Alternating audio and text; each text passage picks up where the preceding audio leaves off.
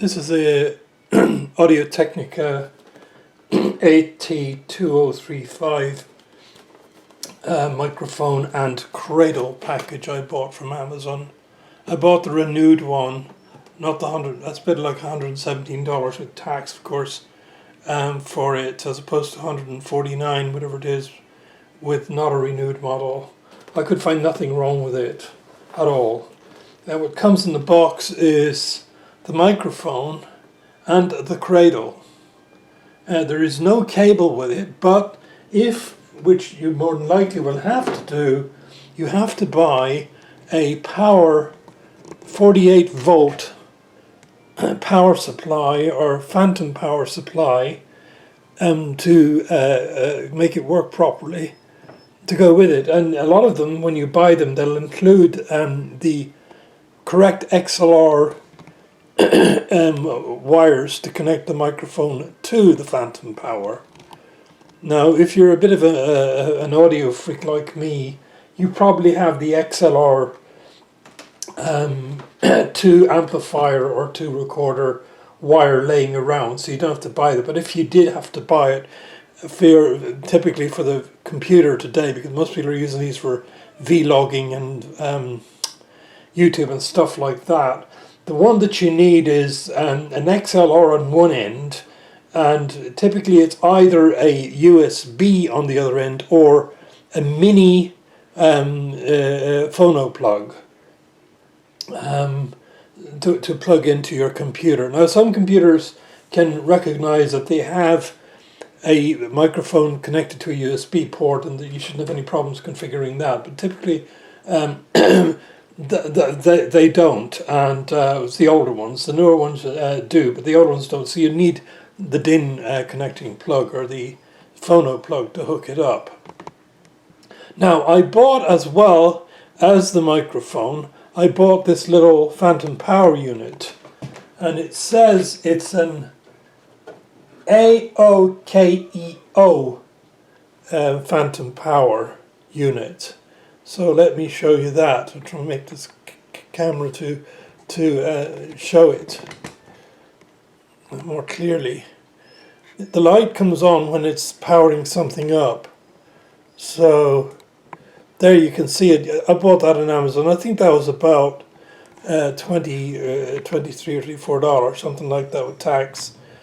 And when it came in the box, it had the XLR wire and wire plugs, XLR plugs and wire needed to connect from the microphone to the phantom power. And from the phantom power to my audio needs here, which happens in this case to be a little Canon video recorder, I actually had laying around an old Radio Shack highball microphone wire, which on one end is a standard 1/4 inch phono plug, and on the other end it's an XLR. So I had that, so I didn't need to buy any more wires. I got out pretty good. For about the same price as a new one, I bought both the mic and the cradle and the phantom power supply for under $150. So I'll give you an idea. So now, a little quick note about it, the review of the microphone. How well does it perform? Okay, I have my old microphone here, which I compared it with. I did a comparison on my computer. I'm not going to incorporate those videos right now because it's so much work for me to do that, and I'm not nobody's paying me to do this. So, you know, I mean, I do photography on the side, and something like that to me is work. Why should I? Anyway, I'm not going to do that here. There is nearly no comparison between this a Radio Shack realistic microphone. It's a dynamic microphone, by the way, and it says it's unidirectional, and I can attest to that fact. It is unidirectional. If you don't speak into the front of it, it doesn't hear you at all. It's very good at doing that. But I've had that about 25 years, and maybe a little longer, and in that time it has served me very well. I have bought originally 3 of them. I mislaid one, I don't know what I did with it, and I've got the other one stacked away there in my stuff somewhere, but I never use it. But there is really no comparison in the quality of sound from this and this. You know, this one is kind of fluffy. It feels as if you're talking through a pillow or something, and the low end is missing and the high end is cut off and yada yada yada. So I wouldn't stop a person from using a highball if it didn't matter, if they, you know, if they weren't singing or something, and it wouldn't really matter, I suppose. But in my case, I had to buy it because I've been working on making little videos and stuff with recording equipment here, which includes this old concertina, which is, if you're curious, it's an English-made concertina. It's called an Anglo concertina, made in about 1960 something or other by Henry and Neville Crabb in London, England. It's remarkable because it has such a pretty sound to it. And of course, the other high fancy sound going into it is a thing called a penny whistle. If you happen to be in Ireland, where I spent part of my life, it's called a tin whistle or a flageolet. Anyway, I needed it to record those things because my existing equipment could not record them properly. And woe betide the person who tries to record in a concertina, an Anglo concertina on a computer microphone, because it's a complete disaster. Sounds like Jimi Hendrix's guitar if you do it that way. It's completely distorted because things so loud. So anyway, that's my review of it now. A little warning if you're buying the renewed version of this microphone. Mine did not have an essential page in the box, which I fortunately downloaded from another page about them somewhere. Maybe it was on Amazon. This page, which tells you some more information about it. And it does make a point of a separate paragraph which says the following, and that's why I downloaded and printed it. It says the AT2035 is intended for use in professional applications where remote power is available.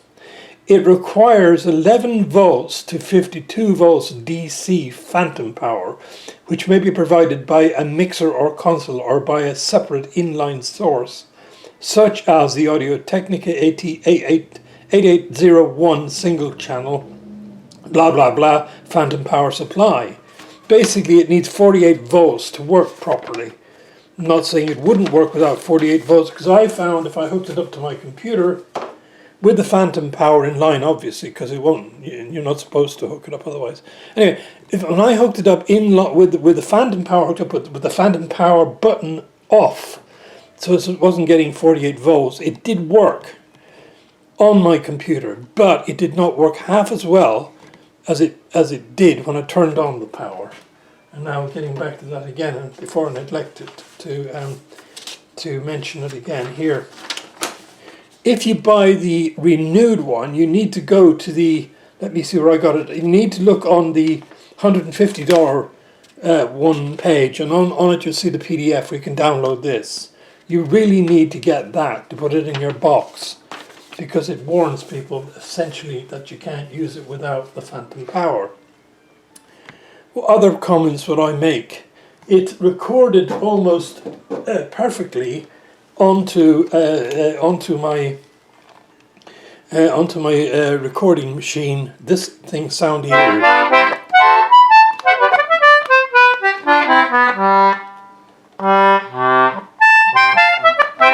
Okay, it recorded that sound perfectly, which is what I bought it for, and this squeaky sound. Okay, it recorded those sounds perfectly, which is why I bought it. My other microphone did not record them very well, and that's why I have it. Anyway, I'm very pleased with this product. Thank you, Audio-Technica, for making such a super microphone.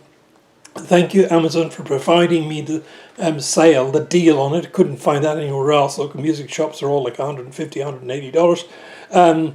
So thank you to the fellow who sold me this thing 3 or 4 years ago. Bought that. It was on sale, $10. I think is what I paid for it. Is the rest of it. I don't have the popping strap, but then I don't need the popping strap.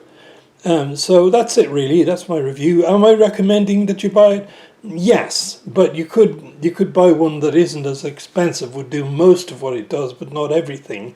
In other words, a cheaper microphone, and I've tried a few, would not capture the concertina's higher notes very well, or the lower ones.